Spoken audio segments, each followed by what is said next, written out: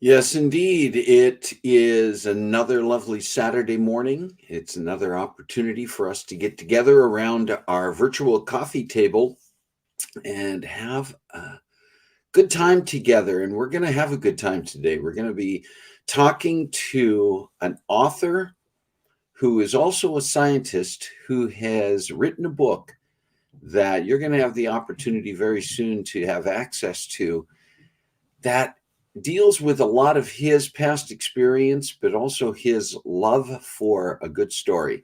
So put on the brakes, grab a cup of coffee, and join the conversation because it is time for Coffee Breaks with Steve.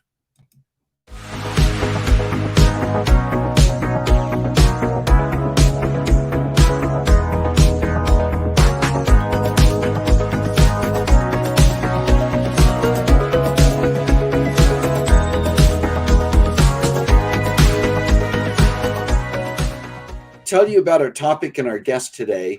And I want to let you know this gentleman is someone I have known for a number of years now.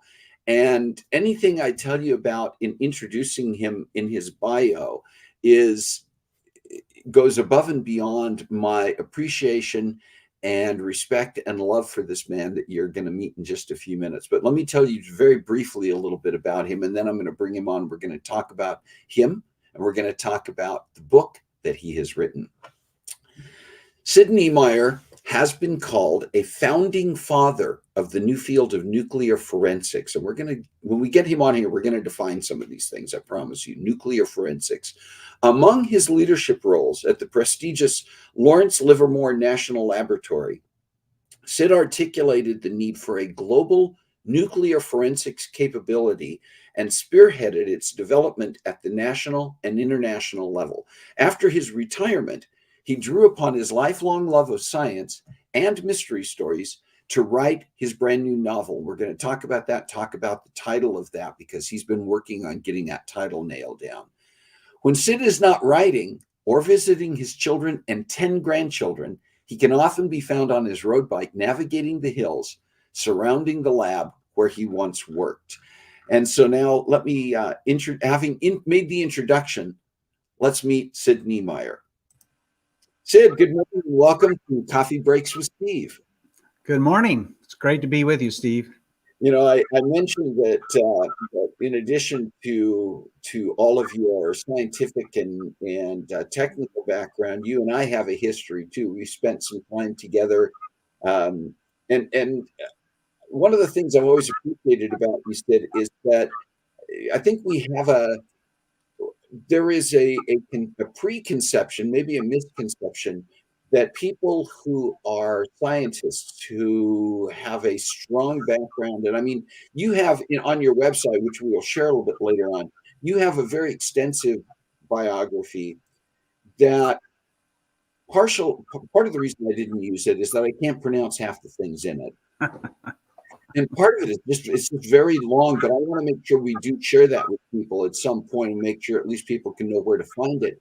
But I mean, we mentioned this in the bio, but your love of science and your love of mystery stories and that type of thing, that's not something that just happened one day in your adult life. You went, I think I'm going to get involved. This has been a lifelong pursuit of yours in a variety of ways, right? That's correct. I can remember, this will probably date me, but in my elementary school days, discovering the Hardy Boy books and loving those. And really, in all my adult life, my favorite form of fiction is kind of the detective story, mysteries, and thrillers. I read other kinds of more literary fiction, but I go back to those kind of just for pure enjoyment. And it's the puzzle part. I think maybe that's where science connects as well. It's the puzzle part, figuring out the mystery or the puzzle, trying to read the clues. That's always appealed to me. And one of the things I started to say, and I think I rabbit trailed myself, is that we have this idea that scientists are going to be stuffy and boring and stoic. And I've never known you to come across that way. You've always been just a very conversational person, and your interests are varied. And so I mean, in your experience working at the lab at the Lawrence Livermore National Lab. Did you find that conception about scientists that a lot of people you worked with were kind of stuffy and stoic, or did you find that really is a misconception, and that most of the people you worked with had a variety of interests and were also very fun people to be around? Well, there certainly are some people that fit the stereotype. That's undeniable. But scientists are people, and Yep. they do have a wide range of interests. They have the commonality of science, but a lot of other interests. It's kind of interesting to me. A lot of them are musicians, Yes. and you'll find that oftentimes as well. Very involved in athletics. Yeah. I mentioned, there's people who go out road biking at noontime or doing various other kinds of things, rock climbing. So a broad variety of interests and a gamut of personalities for sure. Yeah, I was well connected with the symphony, the Livermore Symphony, um, that performed a lot at the Bankhead Theater when we were down there. And I was aware of the fact that a large, I don't know if it was a majority, but a large number of the symphony members were people who worked at the lab. Right. And again, you mentioned the musicians. Well, listen, I want to talk about a little bit about your book. And the first thing I did was I skipped mentioning a title, because I know you've been working on different concepts around the title and wanted to know kind of how that journey went in and of itself about finding a title, and if you've landed on one that you think is the final title. I think I've landed. I actually put out the question I have a launch team, so it's about 30 people, and I put out the three, and you have on your website Extreme Peril, which was my most recent working title. And so I put that out in two other titles, and the other two alternatives. One was Atomic Peril, so it still has a peril in it, a kind of hidden danger aspect. And then the third one was a rather different, and that is Nuclear Bloodhound, following the scent of the trail of nuclear terrorists. But I think I've landed on Atomic Peril, and the subtitle is A Nuclear Forensics Thriller. So most people will probably say, what the heck is nuclear forensics? But I'm hoping that will evoke some curiosity as well. Yeah, because, I kind of, that's one of the things that comes up in the bio. It comes up on your website. We will share the website for your website, which has a lot of information about the book. And I guess that's a question is, is that a teaser? Do you want to describe nuclear forensics here? Yeah. Or do you want to say, let's, go? No, I'll describe it briefly here. It's easy. A lot of people, I get that quizzical look, what do you work in? I mean, it's one of the areas I work in. But very simply, nuclear forensics is the science and the discipline by which we try to read the clues in a nuclear material or a nuclear bomb, and basically about its origin. How was it made? Where might it have come from? So it's learning to read those clues. So if a bomb goes off, a nuclear bomb, or you intercept some nuclear materials, how do we determine where it might have come from? And of course, that's basically the crucial clues as to who's responsible.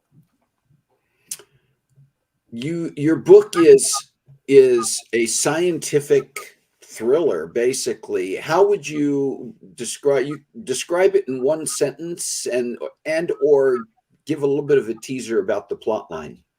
Okay, well, my one sentence, long sentence, but my one sentence description of the book is, it's a thriller, and in it, a laboratory scientist risks his career to uncover evidence that terrorists have built a nuclear bomb.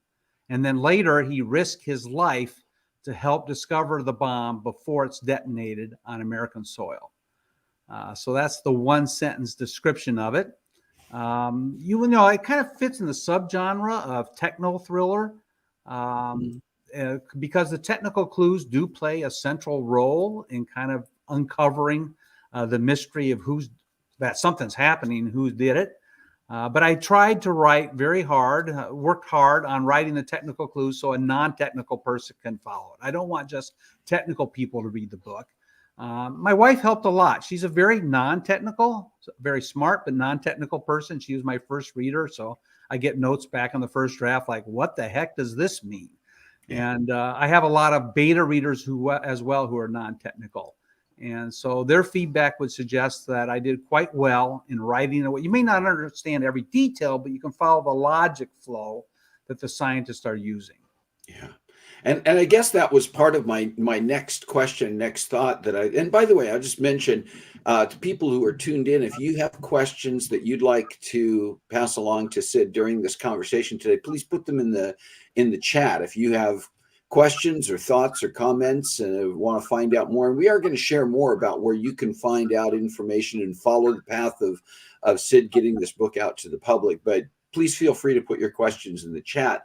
But my next question was going to be kind of who is this book for? Who is going to be your target audience for this book? Who would want to read it, and why? Well, I'm hopeful that most readers who love thrillers will enjoy this book. So it's really designed for, and I really tried to write it as a thriller, which means I have to push a little bit beyond the margins of what a realistic portrayal of nuclear forensics is. But the book is largely very realistic.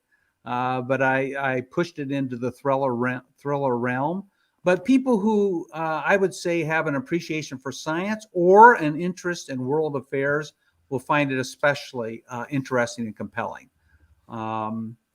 And I guess I would add, if you're a thriller reader that enjoys, the mystery and kind of a rather complex plot, I think you'll enjoy this book as well.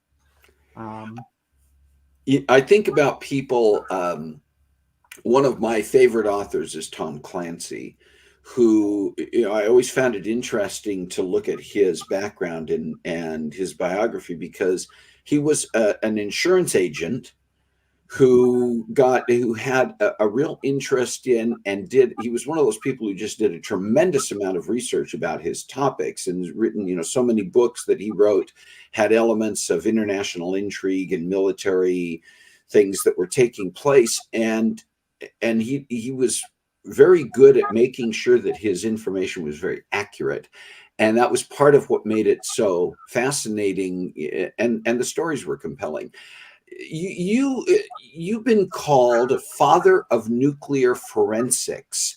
And there are a couple of things I want to hit with that, Sid. One is, a little bit of your background and the things that you did. We avoided, as I said, I avoided the long biography and introducing you, but I think your background and some of the things that you were involved in during your time at the Lawrence Livermore National Laboratory, some of the things that you were involved in with the government, and some of the other work that you did, I think are compelling elements of people understanding who you are and why you're qualified to write a book that has these interesting and technical elements in them.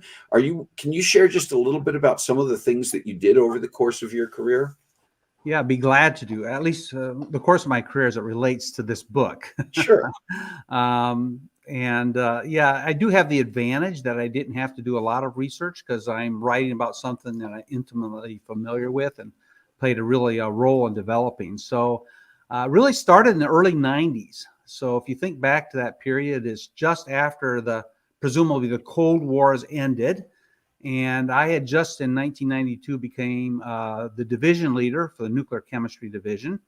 And I began to articulate, we'd already started a year earlier in our division to wrestle with kind of a new question. And it was actually posed to us by a former Secretary of the Air Force. And that is, if a nuclear bomb goes off and no one claims responsibility, what would you do? And specifically, his question is, how quickly and with what kind of certainty could you give an answer as to what's the origin? And so when I became division leader, I really began to press in on this and raise the issue of, I think this is an important new capability that the United States needs to develop. So I would say in those first several years, I probably gave 1 to 2 briefings a month, either in Washington, D.C. or people that were visiting the laboratory about the need for this new capability. And didn't get any funding, but it started to raise some interest. Eventually, and I felt it was very important that this is a global problem, and nuclear materials are around the globe, so we need to engage the international community, and I was pushing that point. And so one thing that played a critical role, and through the Department of Energy, we had an international conference, and I chaired an international conference, and this was to discuss what role does nuclear forensics have in nuclear smuggling? And this was a big issue, especially in Europe. There were a number of rather serious cases in which nuclear materials were seized, materials that could be used for a nuclear bomb. Very small amounts, except in one case, there were several kilograms in the Czech Republic. And so we had this international conference. I chaired it. The State Department worked with us real well to garner a lot of interest. We had about 70 scientists, law enforcement people, intelligence folks discussing this. And the agenda was broad enough that we had 3 days of meetings. Wow. And then at the very end of that, my State Department contact said, Sid, gather all the technical people and talk about how you can carry on this kind of dialogue. And what we came up with was the formation of what's now called the Nuclear Forensics International Technical Working Group. And for short, we just refer to it as the ITWG. And that's still going strong 27 years later, 28 now. And it's viewed as the international entity that's pushing the development of nuclear forensics, the technical elements of it. That played a role. I helped lead in 2000. We had the opportunity, again, through State Department, there was a seizure of highly enriched uranium at the Bulgarian border. State Department arranged to have that delivered to my laboratory, and I led the investigation of that. That's probably still the most widely cited and known example of a nuclear forensics investigation. And then in the early 2000s, Department of Homeland Security stood up. You probably know why that is, as an aftermath of 9/11. And I basically convinced them to make nuclear forensics a part of their nuclear terrorism, counterterrorism program. And then I was asked to become a detailee. And as a detailee, I led the R&D element of that program, but also, and the more demanding and what kind of thrust me into the political realm, is I was to serve as a point of contact with the interagency. And my goal was to develop an integrated approach to developing a nuclear forensics capability for the U.S. So that's just kind of a brief statement of some of the things I did in my career that maybe led to some calling me a founding father of nuclear forensics. And thank you for sharing that. I think that part of the reason I wanted to make sure you did that, and again, I chose not to read the long bio, but I think it provides some real context in terms of people understanding why, it's different from a Tom Clancy. You didn't need to do a tremendous amount of background research to understand this concept of nuclear forensics or the potentials for nuclear terrorism or some of the elements that are plot lines in your book. Do you think that the timing of this, while somewhat coincidental, is helpful in terms of the release of your book coming out around the same time that the movie Oppenheimer has been released? And if people aren't familiar, Oppenheimer deals with the development of the first atomic bombs during World War II, kind of the backstory around one of the key characters and his colleagues. But I mean, that in and of itself, while it's not a story of nuclear terrorism or intrigue, certainly brings attention again to this idea of the development of nuclear weapons and some of the things that grew out of that. Is that something that you think helps bring attention to your book and your story? Well, I'm hoping so. It's not, I mean, I've been working on this book for 4 years, so that certainly wasn't in mind. I think actually the first thing that kind of, I think, raised this again to consciousness was the war in Ukraine with Russia threatening to use nuclear weapons. Right. And I think that kind of highlighted to people and kind of brought to the surface again, oh, this is still kind of an issue, isn't it? And because it's been more in the background after the Cold War ended. But I think, yes, the Oppenheimer show coming out really again, and we saw the movie already, highlights just the extraordinary impact of such a weapon and what a devastating thing it would be and how important it is to stop it from ever happening again. And there is a connection. I mean, Oppenheimer, the Manhattan Project, out of that came the Los Alamos National Laboratory. Yes. And there's a whole national laboratory complex And I worked at Lawrence Livermore, as you mentioned, which is basically the counterpart to Los Alamos. They decided we have to have two nuclear weapon design laboratories so there can be hopefully constructive competition between them. And it's mostly scientists at the national laboratories that are working on the development of nuclear forensics. So there is a connection. And I would say the connection is those of us who worked in the nuclear weapons program. I mean, we understand, of course, nuclear weapons better than anybody else, but our goal, and I don't want to get in the whole thing, but is as a deterrent. Mm-hmm. And I see nuclear forensics as a key element that we need to add to the deterrent. In some ways, the ability to identify who might be responsible for an effort to attack us with a nuclear weapon, the greatest deterrent we can have is that we'll find out who did it. Yeah. Corey Ann asked a question. I don't know if you're at a place, that your background, you can answer this specifically, but she's talking about when the forensics are done and there's a determination, how do people get caught? If there are actors who are utilizing or looking to utilize, how would someone like that typically get caught? The forensics itself is part of that process, obviously. Right. The analogy that's more in the popular thriller thing, the best analogy would be with forensics pathologists. They're studying the body and reading the clues and everything. Patricia Cornwell and others come to mind. Yeah. But they have to work with an actual investigator, cop or policeman. And it's the same way with nuclear forensics. We have to work with an investigative agency. Usually that's the FBI. Sometimes it can be the intelligence community as well, but there's an investigative lead. And then the scientists at the national laboratories work with that investigative lead. So we provide the technical clues, but they actually conduct the fuller investigation, which will include law enforcement, intelligence, and other things as well. Wow. Okay. We're going to be in the final few minutes of our conversation today, and I want to talk a little bit about where people can find more information about the book, and we're going to refer to it at this moment as Atomic Peril. But talk for a few minutes, Sid, if you would, about what the status is and what the next steps are and what the process is in getting this book out and available to the public. Well, thank you. Yes, I'm kind of in the final push. So the manuscript is complete. It's been edited several times and proofed. And so right now it's in the hands of a designer who will be designing both the interior formatting and the cover. And the cover is considered very important. So we'll take time on that.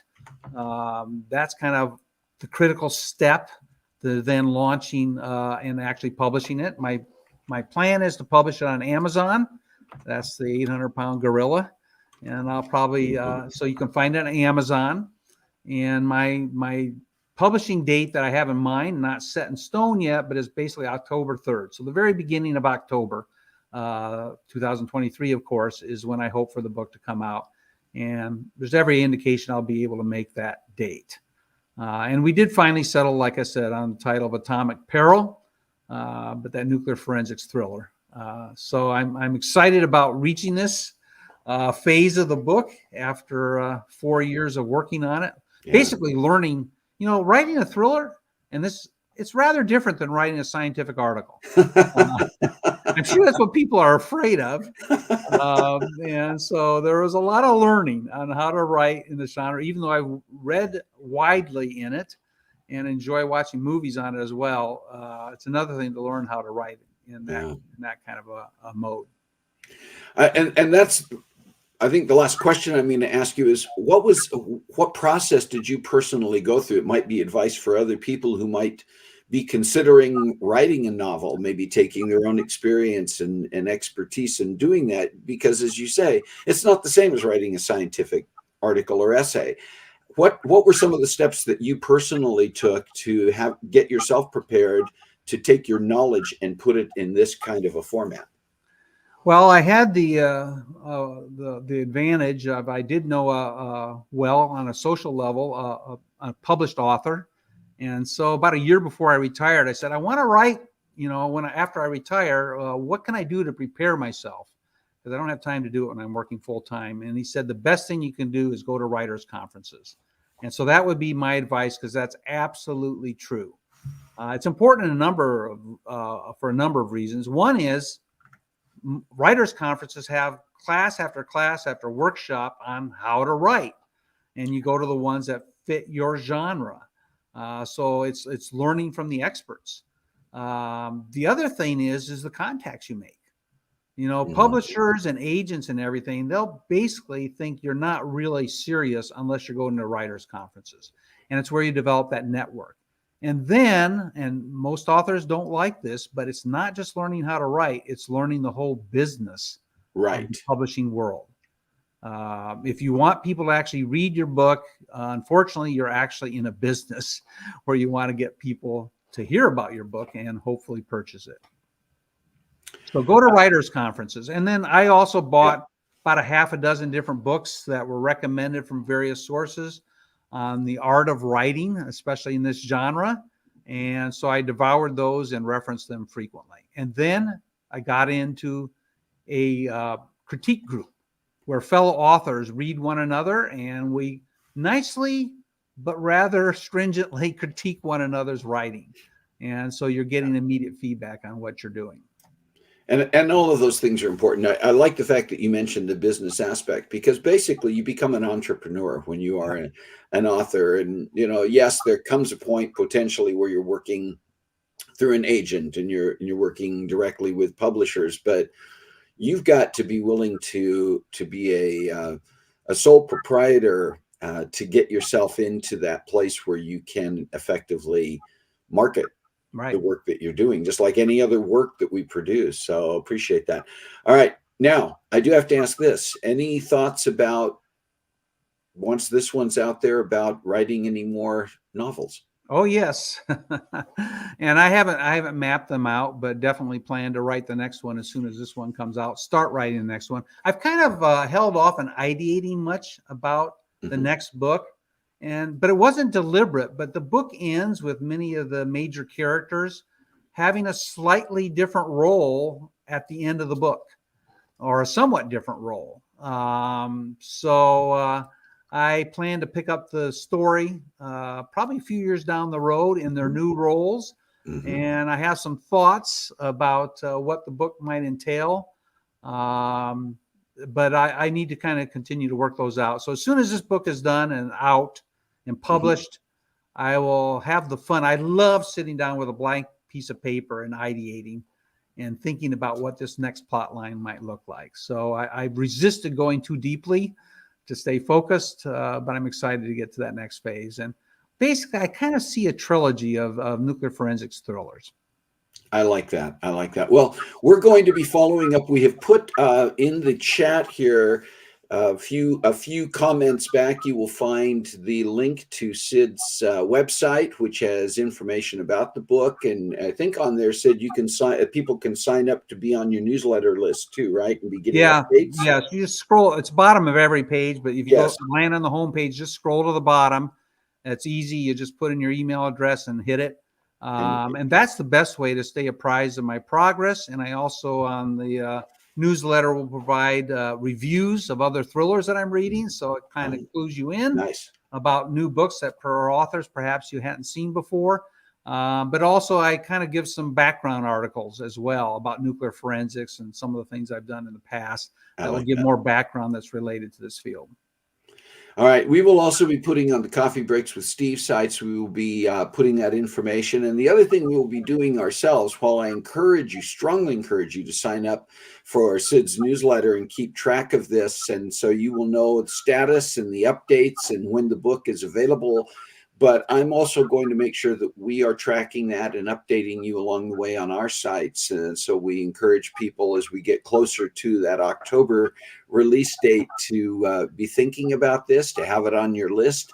And I know I'm looking forward to reading it. I love a good thriller. I love something that has a little bit of that scientific and technical element that makes you think a little bit as you go. So I'm looking forward to it. Sidney Niemeyer, my friend, thank you so much for taking the time to join us today. It has been a pleasure having this conversation with you. We look forward to more.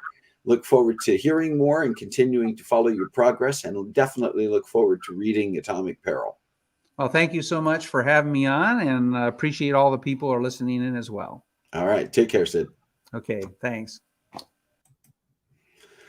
All right, Sid Niemeyer. I think you'll agree with me after spending that little bit of time with Sid that yes, he definitely doesn't fit whatever stereotypes there might be about scientists. And you listen to his credentials, you listen to his background, and you can go, oh my gosh, this guy has got the knowledge, he's got the background, but he is also Sid is such an excellent communicator, and you gather that even from the conversation. Imagine now being able to read a novel that takes his scientific knowledge, his background, his expertise, and frames it in a way that you can truly get involved with the characters. I don't have to have yet read the book to know it's going to be worthwhile, and I encourage you to continue to follow it as well. All right, before we go today, I want to thank you, first of all, for being here. I want to give you a quick look ahead at some of the things coming up next week. I believe Shalane is going to join me again as a guest co-host next week in our first show of the month of August, but we're going to be talking about unique and unusual houses that have been created. Just that you see them, they pop up on Facebook, they pop up on social media, or you may be driving someplace and pass a house that is just odd. Or it might not be odd, it may not be freaky, but it's just unique in many ways. There are certain architectures or designs that are special. We're going to be looking at a few of those next week, and we're going to be sharing those and just having the fun little conversation about it. So I hope you'll tune in. And then in a couple of weeks, we're going to talk about the R word, retirement. It's one of those things that most of us aspire toward. We say, oh, I can't wait till I can retire. I don't have to go to work. What does retirement really mean? I'm a Bible believing person, and I've searched the Bible from beginning to end, and nobody retires. You see a lot of people in the Bible. You see a lot of people in history, famous people who really began the key elements of what we remember them for in the latter part, what we often refer to as the sunset of their lives. Is retirement for everybody there anymore? It used to be that it was kind of age 65, you retired and you had some kind of a pension. People continue to work well beyond that anymore. And we see a lot of people who are continuing to be very productive in the workplace well into their 70s or even their 80s or beyond. And in some cases, that's because financially they have to continue to do it. But even for those of us who have made a decision to step out of the day-to-day of workplace settings, what is retirement really about? You heard it today from Sid Niemeyer. His retirement was what gave him the opportunity to really focus in on writing his book. That's the next stage. What is the next stage of retirement? What does it mean in different ways for different people? So we're going to spend some time talking about that. Elon Moses, retired prophet. That's a great example, right? So what are the topics you would like to discuss? We're taking the month of August, and we're not going to have as much of a focus on guest spots. We're going to be taking some time. We're still going to have some great topics, but we're getting ready for something of a relaunch in the month of September of Coffee Breaks with Steve. We're going to be hitting our 200th episode early in September, and we're going to be talking about some things that we're going to be focusing on. But I want to hear the topics and the guests that you would like to see us include on Coffee Breaks with Steve. We do have some interesting people already lined up for the fall, but you're part of this conversation. So we'd like to know. And then I want to remind you that you can find episodes of Coffee Breaks with Steve on several of the podcast sites, Spotify, Apple Podcasts, Google Podcasts. And on Spotify, it's not only the audio, it's the video, which we are showing here, obviously. Apple and Google, you can get the audio portions as well. And we are on YouTube. And I would like to, again, invite you, if you are not subscribed to our YouTube channel, please do so. That's going to be a big focus as we go into the relaunch this fall, is to get even more followers and more subscribers on the YouTube channel. So if you're already out there and you're subscribed on YouTube, I would also encourage you and invite you and request that you pass the word along. Share that link with other people in your network. As you've already found out, Coffee Breaks with Steve is a place where we have so many amazing topics and so many amazing guests. And I want to make sure that our guests and the time that they take to come on here share their their topics, share their projects, share their activities, that we're also taking the time to make sure that gets out in front of as many people as possible. So I encourage you and just thank you in advance for your willingness to do that. Okay. Once again, just want to thank you for being here today. I want to remind you that you can tune in anytime on Saturdays, Saturday mornings, 9:30 Pacific time, to be a part of the conversation. These are also recorded. You can come back and watch it if you're not able to join us on a particular Saturday live, and also to pass that information along to your friends, your family, your associates, your colleagues. When you have topics like the one we had today and guests like Sid Niemeyer, we want to make sure that you share that with other people, because I can guarantee you there are going to be people in your networks who want to read Atomic Peril as well. So thank you again for being here. Please do find a way to make a difference in your world this week. We all have influences. We all are influencers, and we can all make a difference in so many different ways in the things we do, the people we touch, and the ways in which we reach out to be ambassadors and to be advocates. So do that, please. Have a great week. Join us again next week. God bless you. Take care of yourself.